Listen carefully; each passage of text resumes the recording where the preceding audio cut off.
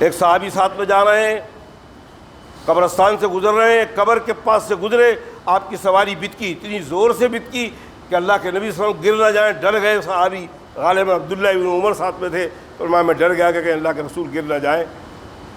میں نے پوچھا یا رسول اللہ خیریت تو ہے؟ فرمایا اس قبر پہ عذاب ہو رہا ہے، ان دو قبروں پہ عذاب ہو رہا ہے، اس کو اس میری سواری کو دکھایا تو بتک گئی۔ فرمایا رسول اللہ کس بات پہ عذاب ہو رہا ہے؟ فرمایا کوئی بڑے گناہ پہ عذاب نہیں ہو رہا ہے، ایک پیشاب کے چھینٹے سے نہیں بچتا تھا اس لیے عذاب ہو رہا ہے، اور ایک لوگوں کی غیبت کیا کرتا تھا اس لیے عذاب ہو رہا ہے۔ پھر آپ نے ایک درخت کی ہری ڈنگالی ڈوری دونوں درخت میں لگا دیا کہ جب تک یہ ہری رہیں گی، ہری ڈنگالی بھی ذکر کرتی ہے اللہ کی، جب تک وہ ذکر کرتے رہیں گے شاید اللہ ان پر عذاب کم کرے گا۔ اس حدیث سے لوگوں نے مزاروں پہ چادر ڈالنے کا عنوان لے لیا۔ اللہ کے نبی کا یہ معجزہ ہے، اللہ کے نبی اپنے ہاتھ سے اٹھا رہے ہیں اور لگا رہے ہیں، اور کس پہ لگا رہے ہیں؟ گنہگار کی قبر پر جس پہ عذاب دیکھ رہے ہیں۔ ہم جا کے بزرگوں کی قبروں پہ چادر چڑھاتے پھولوں کی، اللہ ہم پہ رحم فرمائے۔ قبر پہ جب مردہ دفن ہو گیا، اللہ کے فرشتوں کا نظام اللہ کے ہاتھ میں آ گیا، یہاں تک کہ حدیث میں حکم ہے کہ آپ نے جب ایک مرتبہ مردے کے کفن سے شکل بند کر دی، چہرہ بند کر دیا، تو پھر آپ اس کے شکل کو کھولا نہ، کفن کو کھولے نہیں، کفن بند کیا اور اللہ کا نظام شروع ہوا۔ ہم نے اسی بمبئی میں کتنے لوگوں کو دیکھا ہے کہ قبرستان کے قبر کے اندر جا کے قبر کے اندر دیا ہے نا عام رواج، قبر کھولو بھائی، چہرہ کا دیدار کر لو بھائی، سنت کے خلاف عمل ہے۔ اللہ کے نبی نے فرمایا کہ جب ایک مرتبہ مردے کو کفن لپیٹ دیا جائے، چہرہ بند کر دیا جائے، بس اس کا نظام اللہ کی طرف شروع ہو جاتا ہے۔ ہمارے ادھر گروڈی کے اندر آدمی تھے جو یہ روموں کی دلالی کرتے تھے، بہت لوگ بتاتے تھے کہ عجیب آدمی، ہم نے کبھی جمعہ پڑھتے ہوئے اس شخص کو نہیں دیکھا، نماز تو بہت دور کی بات، اور دنیا کا پیسہ کھا کے بیٹھا۔ میں میری بات بتا رہا ہوں کہ اس وقت میں 11ویں میں تھا، اس وقت 11 میں میٹرک ہوتی تھی، SSC ہوتی، آج 10ویں میں ہو رہی۔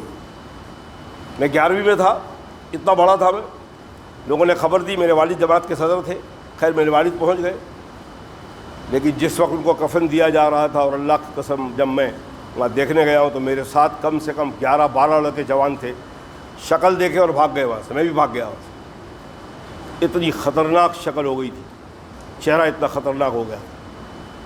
اللہ بندے پر اتنا رحم کرتے ہیں، آپ کا باپ ہے، آپ کی ماں ہے، آپ کی بیوی ہے، آپ کی اولاد ہے، کفن میں آپ نے چہرہ بند کر دیا، اب اس پر عذاب ہو رہا ہے کہ اجر ہو رہا ہے۔ اللہ بچوں کو بتانا کیا رحیم ہے پروردگار عالم کہ باپ کی قبر پر عذاب ہو رہا ہے، بچوں کو پتہ نہیں۔ بچوں کو تو حکم دیا کہ تم دعا کرو، رب اغفر لی ولوالدی وللمؤمنین یوم یقوم الحساب۔ تمہاری دعاؤں سے، تم نیک اولاد کی دعاؤں سے ادھر عذاب ہو رہا ہے ماں باپ پہ، بچے نماز پڑھ کے دعا مانگ رہے ہیں، عذاب میں کمی ہو رہی ہے۔ یہ ایمان والے کے لیے فائدہ مند بات ہے۔ نیک اولاد صدقہ جاریہ ہے، دعا بھی نہیں مانگ رہے ہیں، مسجد کی طرف جا رہے ہیں، نماز کو جا رہے ہیں، قرآن پاک کو کھول کے تلاوت کر رہے ہیں، کوئی غریب آیا اس کو صدقہ و خیرات کر رہے ہیں، اس کا یہ عمل اس کے ماں باپ کے لیے کام آ رہا ہے، صدقہ جاریہ ہو رہا ہے۔ مسجد بنوا دی، مسجد کو دھو دیا، مسجد کو صاف کروا دیا، مسجد میں جھاڑو لگا دیا، مسجد میں چٹائی بچھا دی، یہ عمل نیک عمل ہے، ماں باپ کے لیے صدقہ جاریہ ہو رہا ہے۔ تو جناب رسول اللہ صلی اللہ علیہ وسلم ہم کو وہ نبی دیا ہے جو فرمایا انما انا بشرکم مثلکم یوحا، میں تم جیسا بشر ہوں، ایکم مثلی، نہ تم مجھ جیسے نہ میں تم جیسا۔ دونوں دعویٰ صحیح کر کے بتایا۔ آج تک ایسا 2 دعویٰ میں ابھی آپ کو مثال دے کے بتایا کہ میں کہوں کہ میں ممبر پر موجود ہوں، اور تھوڑی دیر بعد میں کہوں کہ ممبر پہ موجود نہیں ہوں، 2 میں سے کوئی ایک ہی دعویٰ صحیح ہوگا، کیونکہ میں موجود ہوں، نہیں ہوں گا یہ دعویٰ نہیں ہوگا۔ یہ دعویٰ دونوں طرف کا دعویٰ اگر کسی نے مکمل کر کے بتایا ہے کائنات میں تو وہ جناب رسول اللہ صلی اللہ علیہ وسلم نے بتایا۔ ام ہانی کے گھر تشریف فرما ہے، حضرت جبریل تشریف لائے، کیفیت بدلی، وہی آ رہی ہے۔ ام ہانی فرمایا محمد صلی اللہ علیہ وسلم خیریت تو ہے؟ ام ہانی چچاداد بھائی حضرت علی کی سگی بہن ہے، فرمایا علی خیریت، حضور صلی اللہ علیہ وسلم محمد صلی اللہ علیہ وسلم خیریت تو ہے؟ آپ نے کچھ بولا نہیں، کیفیت تاری ہوئی اور وہی آئی۔ جب کیفیت صحیح ہوئی تو فرمایا کہ امی جان، آپ جان آپ پوچھ رہی تھی، اس وقت جبریل تشریف لائے تو وہی لائے۔ یہ جسم لے کر بیٹھ جائیں، صحابہ کے بیچ بیٹھے ہوں، میں تم جیسا بشر ہوں، میرا سر بھی تمہارے جیسا، میرا ہاتھ بھی تمہارے جیسا، میرا پیر بھی تمہارے جیسا، لیکن جب وہی آئے یہ کان تمہارے جیسے، لیکن جبریل جب قرآن اتاریں، لاکھوں کا مجمع بیٹھا ہو اور میں اکیلا بیٹھا ہوں اور جبریل قرآن سنا رہے ہوں، سوائے میرے کوئی نہیں سن سکتا، یہ کان تمہارے جیسے، لیکن میں قرآن کے اندر وہی جو آتی ہے اس کو سنتا ہوں۔ غار حرا میں پہلی مرتبہ وہی آئی ہے، جبریل نے فرمایا اقرا، فرمایا انا امی، میں پڑھا لکھا نہیں ہوں۔ حضرت جبریل نے جھیپا اور چھوڑ دیا، فرمایا اقرا بسم ربک الذی خلق خلق الانسان من علق، خلق الانسان من علق، یہ پڑھا آپ نے وہی پہلی، پڑھو اللہ کے نام سے جس نے انسان کو مٹی کے نطفے سے اور نطفے سے پیدا فرمایا اور اس کو علم دیا۔ کون سا علم دیا؟ کافروں کے لیے، یہودیوں کے لیے، نصارہ کے لیے نبی پاک صلی اللہ علیہ وسلم کا سب سے بڑا معجزہ یہ قرآن ہے۔ اللہ نے قرآن میں کہا ہے، اللہ کے رسول صلی اللہ علیہ وسلم سے کفار مکہ بہت کچھ مانگتے تھے، بہت مانگتے تھے کہ یہ بتاؤ نشانی، یہ بتاؤ نشانی۔ اللہ جواب دیتے تھے، کہہ دو سب سے بڑی نشانی یہ ہے کہ 40 سال تک ایک آدمی مکہ میں گزرا ہے، کسی سے پڑھا نہیں ہے، کبھی قلم ہاتھ میں لیا نہیں، کبھی کاغذ کی کاپی لیا نہیں ہے، اور آج وہ اتنی بڑی بڑی باتیں کر رہا ہے، اتنے بڑے بڑے کلام سنا رہا ہے۔ یہ سب سے بڑا معجزہ ہے محمد رسول اللہ کا کہ الف لام میم الناس تک کسی انسان کے پاس وہ دعویٰ کیا ہے، قرآن نے چیلنج کیا ہے کہ اگر یہ اللہ کا کلام نہیں ہے ایک سورہ ایسی بنا کے لے آؤ۔ آگے بڑھ کے فرمایا اگر ایک سورہ نہیں بنا سکتے ایک آیت بنا لو۔ 1447 سال ہو گئے، آج تک کسی نے قرآن کے مقابلے میں ایک آیت نہیں بنائی۔ کفار مکہ بڑے بڑے شعر تھے، بڑے بڑے شاعر تھے، بڑے بڑے شعراء تھے، خواب خانہ کعبہ میں اپنے اشعار کو لکھتے تھے، پھر دوسرا شاعر جاتا تو اس کا جواب لکھتا تھا۔ اللہ کے نبی صلی اللہ علیہ وسلم پہ یہ آیت نازل ہوئی، انا اعطیناک الکوثر فصلی لربک وانحر ان شانیک هو الابتر۔ اللہ نے حکم دیا کہ میرے مسلم جاؤ خانہ کعبہ کی دیوار میں جہاں اشعار لکھتے شعر، تم بھی ذرا لکھ دو خالی اتنا، انا اعطیناک الکوثر۔ دیکھو ذرا کون اس کا جواب دیتا ہے، کون سا شاعر اس کا جواب دیتا ہے۔ لکھ دیا اللہ کے نبی صلی اللہ علیہ وسلم نے، لکھوایا حضرت علی سے، انا اعطیناک الکوثر۔ مہینوں لکھا رہا، کسی نے کوئی جواب نہیں دیا۔ مصر سے ایک شاعر آیا غالباً، یا دمشق کے، بہت بڑا شاعر تھا، مکہ کے لیے آتے تھے، طواف کرنے آتے تھے، حج کرنے آتے تھے، بت پرست تھے لیکن کعبہ کا حج کرتے تھے۔ یہ الگ بات تھی کہ ننگا طواف کرتے تھے۔ تو آپ کو نے دیکھا انا اعطیناک الکوثر، فرمایا کس نے لکھا ہے؟ فرمایا ہمارے مکہ میں ایک شخص نے نبوت کا دعویٰ کیا ہے، اس نے لکھا ہے۔ اور فرمایا کہ اس کا جواب آج تک کسی نے نہیں لکھا۔ فرمایا کسی نے نہیں لکھا؟ فرمایا اس کا جواب قیامت تک کوئی نہیں دے سکتا۔ پھر وہ شاعر اوپر کھڑا ہوا اور لکھا، ھذا لا قول البشر، یہ کسی بشر کا قول نہیں ہے، کسی انسان کا قول نہیں ہے، یہ اللہ رب العالمین کا قول ہے۔ انا اعطیناک الکوثر۔ جب کفار مکہ نے ستایا، پریشان ہو گئے اللہ کے نبی صلی اللہ علیہ وسلم کہ اللہ کس کے حوالے کر دیا، طائف کی حالات یہ تھے، تب اللہ نے تسلی دی، آیت نازل، انا اعطیناک الکوثر، اے میرے مسلم ہم نے آپ کو کوثر عطا فرمائی۔ انا اعطیناک الکوثر فصلی لربک وانحر، بس تم اپنے رب کے لیے نماز پڑھو اور قربانی دو۔ قربانی کھا لیے، بکری کی قربانی نہیں، اللہ کے نبی نے اٹھنے میں بھی قربانی دی، بیٹھنے میں بھی قربانی دی، بچوں میں بھی قربانی دی، بیویوں میں بھی قربانی دی، چلنے میں بھی قربانی دی، ایک ایک لمحہ قربانی میں گزرا ہے جناب رسول کا۔ اور جب یہ کر لو گے میرے مسلم تو آگے اللہ نے خوشخبری سنا دی، ان شانیک هو الابتر، آپ کا دشمن ہی بے نام و نشان ہو جائے گا۔ اللہ کی قسم، حضرت حضور اکرم صلی اللہ علیہ وسلم کے 3 بیٹے پیدا ہوئے۔ حضرت عبداللہ جس کا لقب تھا قاسم، اسی قاسم سے ابو القاسم اللہ کے رسول کو کہا جاتا ہے۔ دوسرا بیٹا تھا طیب، اس کا لقب تھا اب قاسم تھا، اس کا لقب دوسرا تھا، طیب کے نام سے مشہور تھا۔ یہ 2 بچے تھے۔ اور حضرت ماریہ قبطیہ سے ایک لڑکا پیدا ہوا، اس کا نام ابراہیم تھا۔ تینوں کبسنی میں انتقال ہو گئے۔ عتبہ بن عقبہ، ولید بن مغیرہ جو خالد بن ولید کا والد تھا، اس نے کہا کہ اس پیغمبر کا تو نام و نشان مٹ گیا، لڑکوں کی نسل ہی ختم ہو گئی، کوئی نام و نشان لینے والا نہیں۔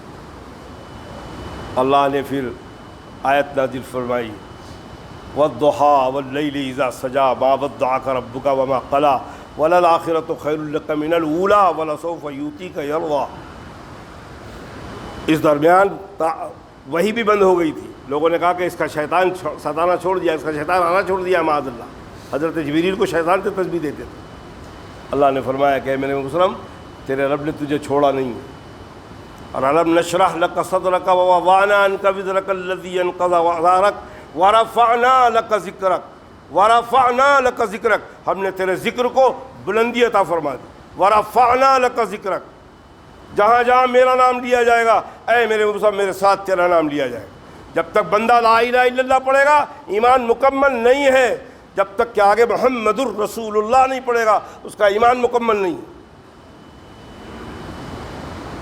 اذان میں اشہد ان لا الہ الا اللہ تو بعد میں اشہد ان محمد الرسول اللہ. جب جب اللہ کا نام لیا جائے گا جناب رسول کا نام لیا جائے گا. 5 وقت کی نمازیں ہیں. دنیا کے 24 گھنٹے میں کوئی منٹ کوئی ساعت ایسا باقی نہیں ہے جہاں اذان نہیں ہو رہی ہو اور نماز نہیں ہو رہی ہو.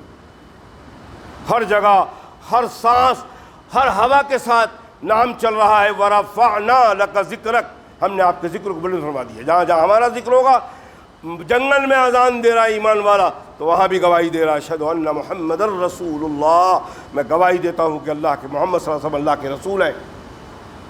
وہ نام بلند کیا. امت کو کیا ملا؟ امت بننے پر کیا خوشخبری ہے. اللہ کی قسم کروڑوں درود و سلام ہو جناب رسول اللہ صلی اللہ علیہ وسلم پر. فرمایا میں سب سے آخر میں آیا ہوں, میری امت سب سے آخر میں آئی ہے, لیکن اے لوگوں جنت میں سب سے پہلے میری امت جائے گی اور میں جاؤں گا, اس کے بعد سارے نبی اور سارے نبی کی امت جائے گی. اتنی بڑی نعمت ہمیں نصیب ہوئی ہے. افسوس ہوگا اگر ہم کو اللہ تعالیٰ جنت نصیب نہ فرمائے. ہم نام کے مسلمان ہیں, نماز نہیں پڑھ رہے. واقیموا الصلاۃ ولا تکونوا من المشرکین, اے لوگوں نماز پڑھو مشرکین میں سے مت بنو.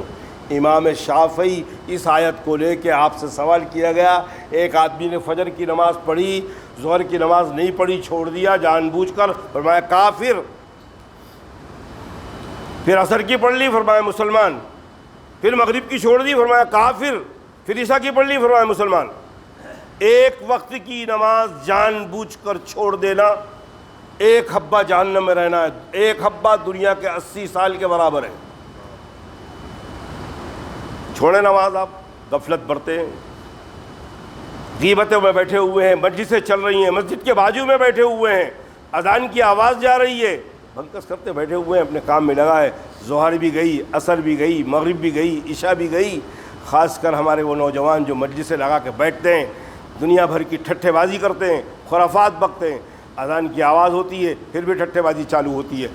یاد رکھو یہ جوانی ہمیشہ رہنے والی نہیں ہے. تجھے پہلے بچپن میں برسوں کھلایا, جوانی نے پھر تجھ کو مجنوں بنایا, بڑھاپے نے پھر آ کے کیا ستایا. اجل تیرا کر دے گی بالکل صفایا. اجل کے معنی موت, موت تیرا بالکل صفایا کر دے گی. کیا آپ نے دیکھا نہیں نوجوانوں کا جنازہ اٹھتے ہوئے؟ کیا آپ نے دیکھا نہیں بچوں کا جنازہ اٹھتے ہوئے؟ کیا آپ نے دیکھا نہیں 1.25 مہینے کے بچے کو کفن دے کر لوگ جاتے ہوئے لے جاتے ہوئے قبرستان؟ کیا بوڑھے ہی خالی مرتے ہیں, جوان نہیں مرتے؟ چھوٹی عمر کے بچے نہیں مرتے؟ مرچا پیدا ہوا مرتا ہے.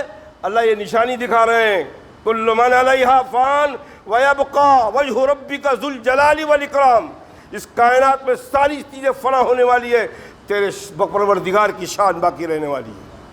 اگر کوئی ذات اور باقی رہتی ہے اللہ کے بعد تو وہ ذات ہوتی جناب رسول اللہ صلی اللہ علیہ وسلم.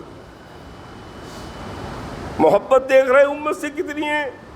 حضرت اسرائیل آ رہے ہیں موت کے وقت, حضرت اسرائیل پوچھ رہے ہیں, جبریل کھڑے ہیں, مخاطب حضرت اسرائیل ہیں کہ اللہ کے رسول صلی اللہ علیہ وسلم اللہ کی قسم آج تک کسی کو میں نے سلام نہیں کیا ہے, کسی پیغمبر کو سلام نہیں کیا ہے, کسی امتی کو سلام نہیں کیا ہے.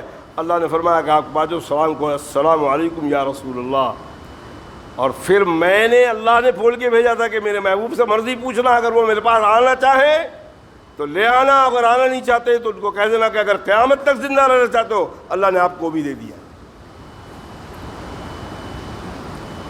آپ نے اشارے سے دیکھا حضرت جبریل کو, جبریل نے فرمایا کہ اللہ کے رسول اللہ بھی آپ سے ملنے کا بڑا تمنا ہی ہے. کیا ذات ہے محمد رسول اللہ, اللہ کی تمنا ہی ہے اللہ کے رسول صلی اللہ علیہ وسلم سے اللہ بھی ملنے کی.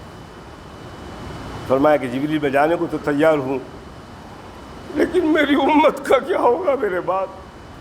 اللہ اکبر، کروڑوں درود و سلام ہو نبی پاک، امت کی اتنی فکر، کوئی ماں باپ اپنے بچوں کے لیے اتنی فکر نہیں کرتا جتنی فکر کی ہے جناب رسول اللہ صلی اللہ علیہ وسلم۔ امت کیا فکر کر رہی ہے اللہ کے رسول صلی اللہ علیہ وسلم کے دین کی۔ اللہ ہم سب پر رحم فرمائے۔